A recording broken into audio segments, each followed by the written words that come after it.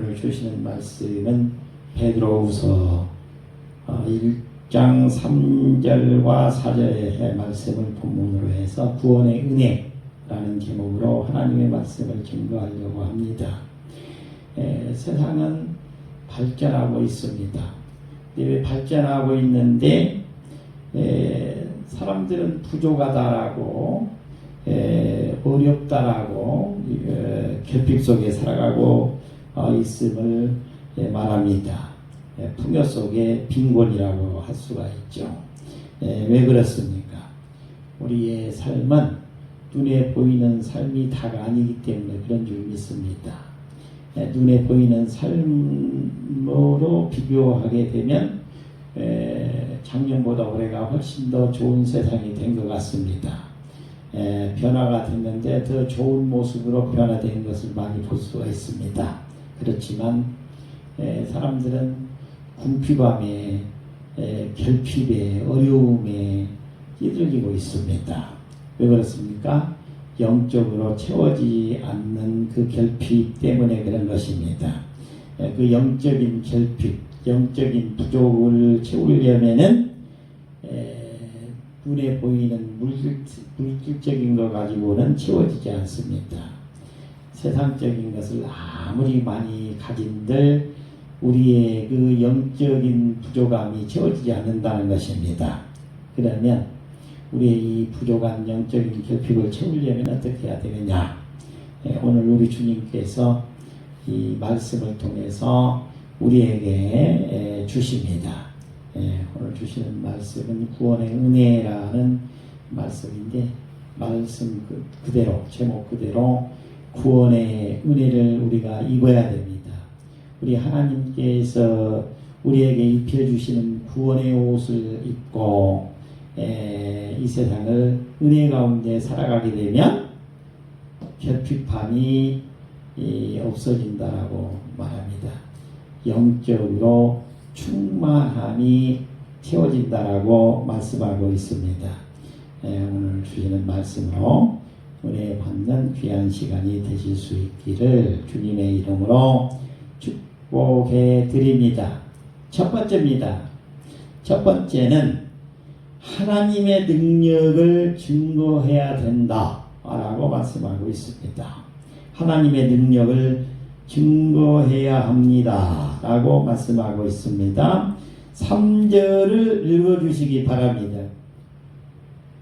그의 신기한 능력으로 생명과 경건에 속한 모든 것을 우리에게 주셨으니 이는 자기의 영광과 덕으로서 우리를 부르신 이를 알므로 말미암음이라.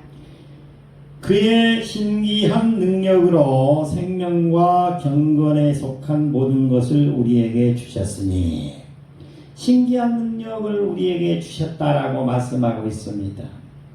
우리 교회에 나오는 사람은 우리 주 예수 그리스도를 영접하고 교회에 나와서 신앙생활하는 사람은 하나님께서 주신 능력의 옷을 입었다는 것입니다. 우리 주님께서 신기한 능력을 주셨다라고 말씀하십니다. 생명과 경건에 속한 모든 것을 우리에게 주셨다라고 말씀하고 있습니다. 세상 사람이 가지고 있지 못한 바로 생명과 경건에 속한 모든 것을 우리에게 주셨습니다. 하나님의 능력을 우리가 입은 것입니다. 우리 주님을 만난 사람은 빌립보서 4장 13절에 말씀하고 있는 것처럼 내게 능력 주시는 자 안에서 내가 모든 것을 할 수가 있느니라. 내 능력으로 사는 것이 아닌 것입니다. 우리 주님이 주신 능력으로 살아가는 것입니다. 하나님의 능력은 우리에게 새 생명을 주시는 구원의 능력이라고 말하고 있습니다. 우리 주님께서는 우리에게 신기한 능력을 주셨습니다. 신기한 능력. 내가 전혀 내 능력이 아닌 내가 아무리 노력해도 가질 수 없는 능력을 우리 주님이 주셨다는 것입니다. 이러한 능력을 힘입고 살아가고 있는 우리 성도들은 멋지게 당당하게 세상을 살아가야 될 줄 믿습니다. 이 신기한 능력은 생명과 관련되어 있다는 것입니다. 우리 주님이 주시는 그 생명의 능력을 우리는 입었습니다. 우리에게 주신 그 사명이 다 끝나지 않으면 우리는 우리 주님 안에서 내가 무엇을 할 수가 없는 것입니다. 우리 주님이 맡겨주신 사명대로 사시면 됩니다. 에베소서 2장 1절의 말씀입니다. 그는 허물과 죄로 죽었던 너희를 살리셨도다. 우리 주님께서 우리에게 신기한 능력을 주셨다라고 말씀하고 있는데, 우리는 죄로 말미암아 허물로 말미암아 우리는 죽었습니다. 영적으로 죽었습니다. 그러나 우리 주님이 십자가에 달리심으로 우리의 손을 잡아주심으로 말미암아 우리는 다시 살게 되었습니다. 이것이 생명의 구원의 능력이 되는 것입니다. 이 생명의 능력을 입은 우리는 우리 주님께서 신기한 능력을 주셨다라고 말씀하고 있는데, 바로 이 세상을 멋지고 당당하게 살아가야 될 줄 믿습니다. 하나님의 능력은 우리에게 경건한 삶을 살도록 하면서, 또한 이 세상에서 궁핍을 모르고 풍족한 삶을 살 수 있도록 공급해 주시는 능력이라고 말씀하고 있습니다. 우리 주님께서는 우리에게 생명만 주시고 옳은 치 하시는 분이 아닙니다. 생명만 주시고 방치하시는 분이 아닙니다. 우리 이 험한 세상에서 죄를 이기고 거룩하게 살아갈 수 있도록 경건에 필요한 모든 영적인 필요한 은혜를 베풀어 주시는 것입니다. 그러니까 우리는 주님의 은혜로 은혜의 옷을 입고 우리 주님이 공급해 주시는 그 필요를 가지고 이 세상을 살아가는 것입니다.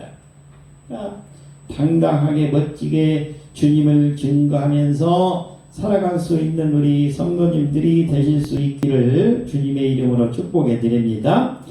디모데후서 3장 5절을 보면 경건의 모양은 있으나 경건의 능력은 부인하니 이 같은 자들에게서 내가 돌아서라. 그러니까 세상 사람들에게서 돌아서라는 말입니다.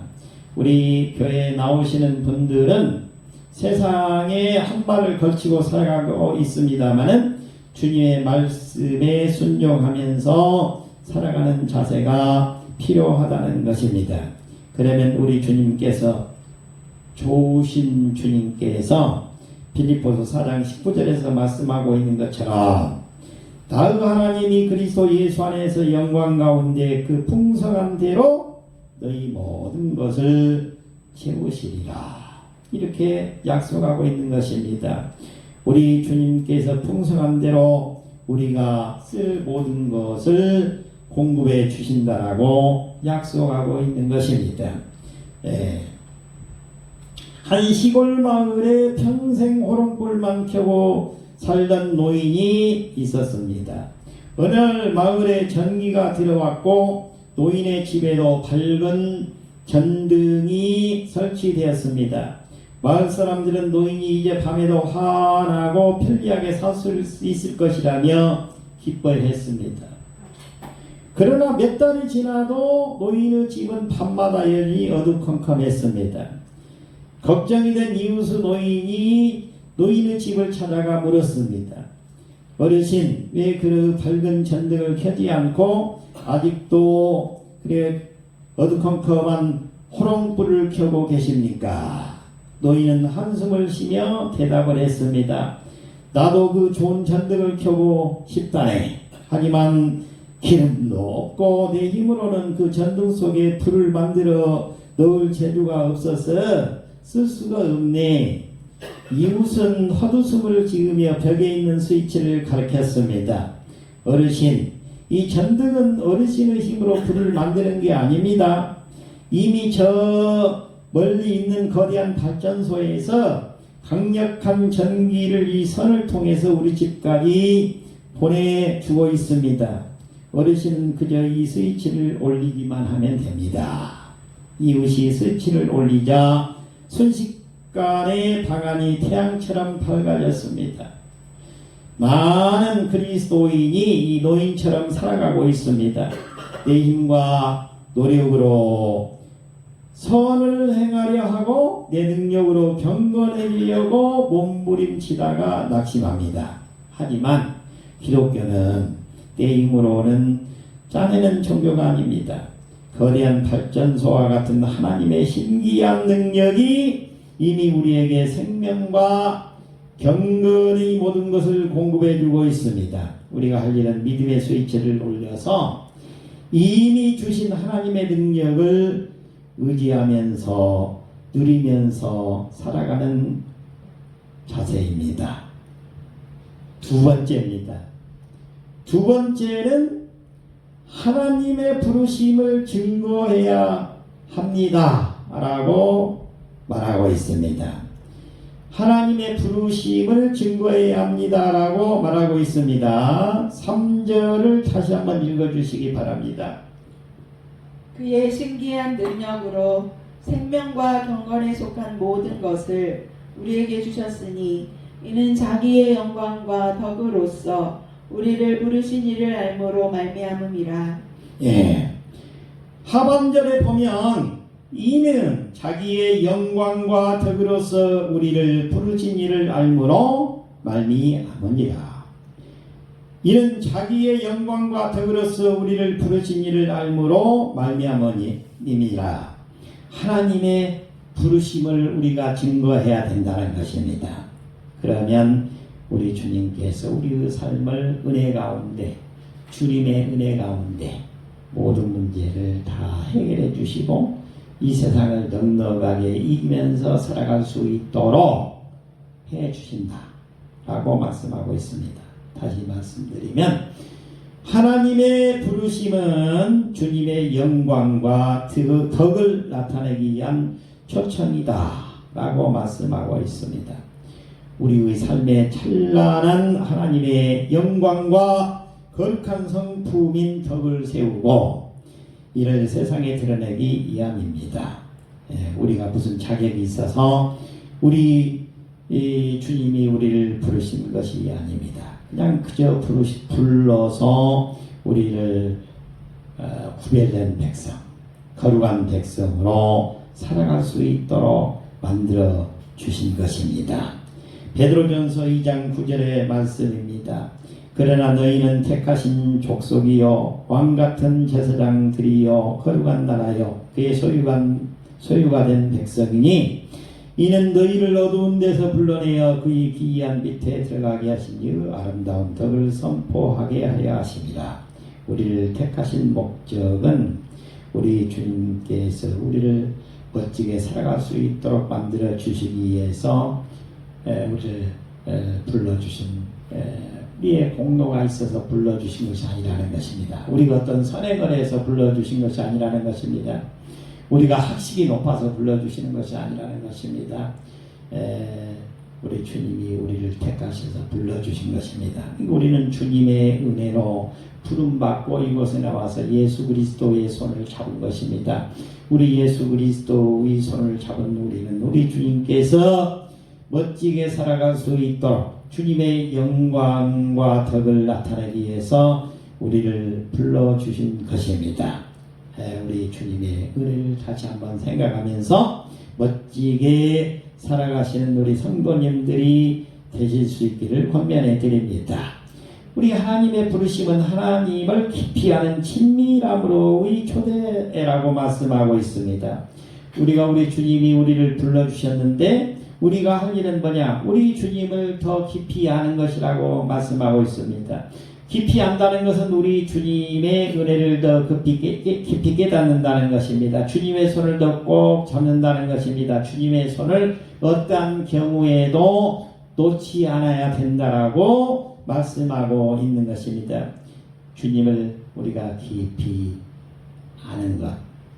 다시 말씀드리면 주님의 은혜를 입은 우리가 주님의 그 십자가의 도를 더 깊이 깨닫는 것, 이것이 우리에게 필요하다는 말씀입니다. 요한복음 17장 3절의 말씀입니다.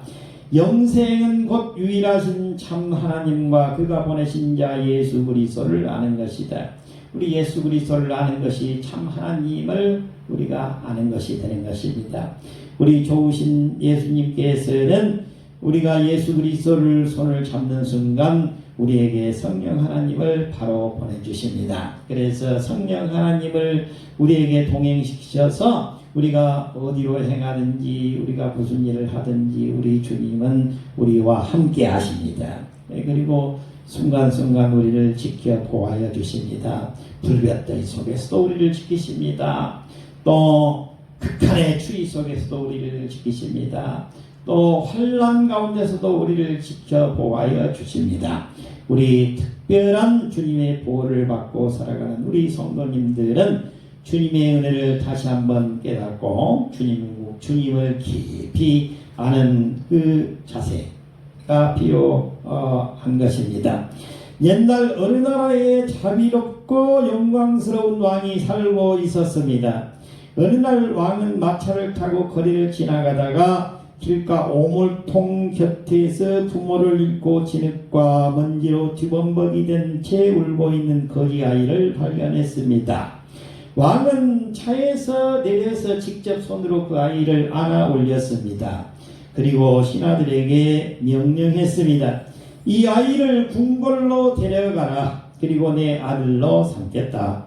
아이의 신분은 그 순간 거지에서 왕자로 완전히 바뀌었습니다. 하지만 궁궐에 들어온 아이는 여전히 거지의 습성을 버리지 못했습니다. 손으로 음식을 허겁지겁 집어먹었고 궁궐의 바닥을 더럽히기도 했습니다. 왕은 그런 아이를 결코 야단치거나 쫓아내지 않았습니다. 대신 매일 아이를 품에 안아주고 왕이 얼마나 넓은 영토와 영광을 가졌는지 보여주었으니 왕족으로서 가져야 할 고결한 성품과 덕이 무엇인지를 친절하게 가르쳐 주었습니다. 시간이 흐르면서 아이는 자신이 얼마나 영광스러운 왕의 부르심을 받았는지 깨닫게 되었습니다. 왕의 사랑과 인격을 매일 경험하면서 깊이 알아가게 되자 아이는 스스로 거지의 누더기의 그 습성을 벗어버렸습니다. 그리고 장차 아버지를 닮은 품격 있고 존귀한 왕자의 모습으로 변해갔습니다. 우리의 모습이 바로 이 거지 아이와 같았습니다. 죄와 허물로 진흙투성이었던 우리를 하나님께서는 당신의 영광과 덕으로 부르셔서 하나님의 자녀를 삼아주셨습니다. 우리는 내 힘으로 거룩해질 수 없습니다.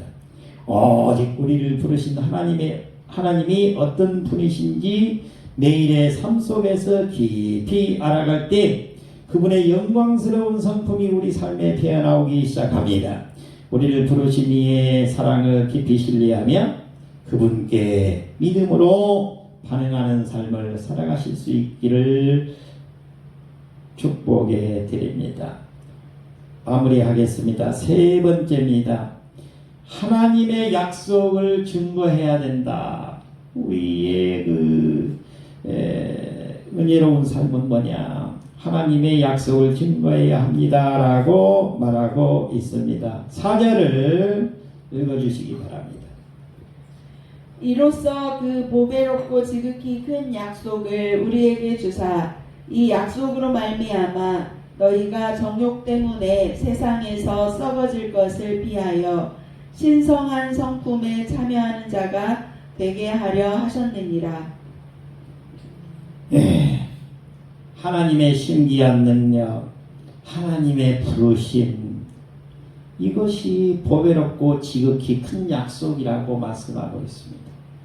이로써 그 보배롭고 지극히 큰 약속을 우리에게 주사, 우리 주님께서 큰 약속을 주셨다. 보배로운 약속, 지혜로운 약속을 주셨다라고 말씀하고 있습니다. 하나님의 약속은 변치 않는 보배롭고 지극히 큰 약속인 것입니다. 이 약속을 우리가 따라가게 되면 우리 주님께서 우리에게 약속하고 있는 영원한 구원과 하늘의 유업을 천국에 들어가서 살 수 있는 영원한 축복을 받아 누릴 수 있도록 해 주신다는 것입니다.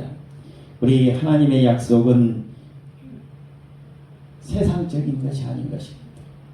세상에 썩어질 정욕을 이기게 하는 피난처가 된다라고 말씀하시고 있습니다.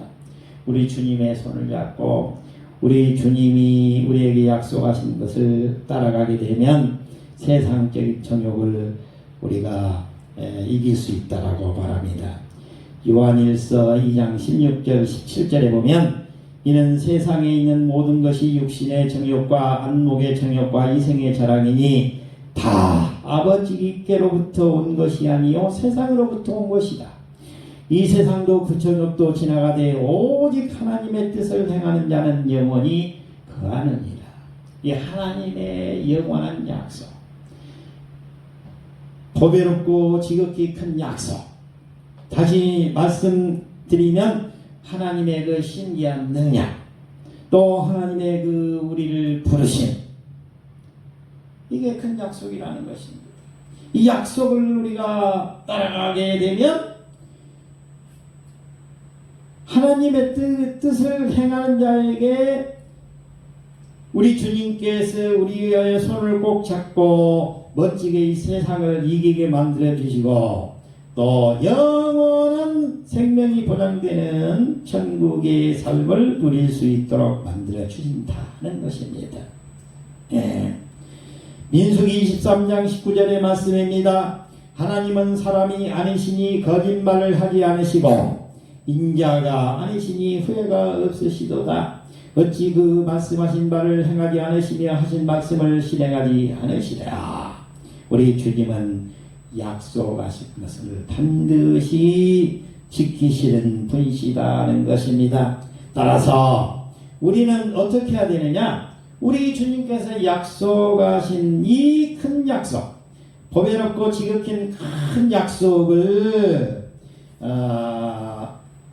우리를 신성한 성품에 참여하게 하는 변화의 통로라고 믿고 우리 주님이 약속한 그 길을 멋지게 따라 올라가는 삶을 살아야 될 줄 믿습니다.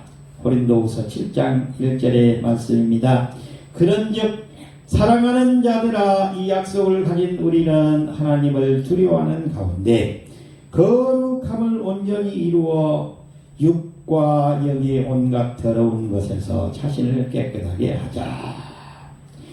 19세기 영국의 부흥사였던 찰스 스펄전 목사님께서 길을 가다가 한 가난한 과부의 집을 방문하게 되었습니다. 그 과부는 너무나 가난해서 끼니를 잊지 못했고 집안은 냉골이었습니다. 이야기를 나누던 스펄전 목사님은 벽에 액자처럼 정성스럽게 걸려있는 빛바랜 종이 한 장을 발견했습니다. 스펄전 목사가 물었습니다. 이 종이는 무엇입니까? 과부는 자랑스럽게 대답했습니다. 오래전 제가 모시던 영국의 한 백장님이 세상을 떠나시기 전에 제 신실함을 고맙게 여기며 직접 써서 선물로 주신 것입니다. 비록 글을 몰라 무슨 뜻인지는 모르지만 귀한 분이 주신 것이라 평생 벽에 걸어두고 보물처럼 여겼습니다. 스펄전 목사가 그 종이를 자세히 가리키며 말했습니다. 할머니, 이것은 장식품이 아니라 백작이 할머니에게 매달 거액의 생활비를 지급하라고 은행에 명령한 은행 약속 어음 증서입니다. 할머니는 평생 굶주릴 이유가 없었습니다. 약속 어음 증서를 들고 은행으로 가기만 하면 되었습니다. 과부는 그 보배로운 약속 어음 증서를 벽에 걸어두기만 했을 뿐 정작 삶에서 꺼내 쓰지 못해 굶주렸던 것입니다. 우리 삶도 마찬가지입니다. 하나님은 우리에게 성경이라고 하는 두껍고 보배로운 약속의 증서를 주셨습니다. 많은 그리스도인이 하나님의 약속을 책장에 꽂아두거나 액자에 넣어 구경만 할 뿐 정작 정욕과 유혹이 몰려오는 삶의 현장에서 그 약속을 꺼내쓰지 못합니다. 하나님의 약속은 장식품이 아닙니다. 세상에 썩어질 유혹이 올 때 내 힘이 아닌 세상을 이기게 하시겠다는 하나님의 보배로운 약속을 믿음으로 내밀고 승리하는 성도들이 되시기를 주님의 이름으로 축원해 드립니다. 기도하겠습니다.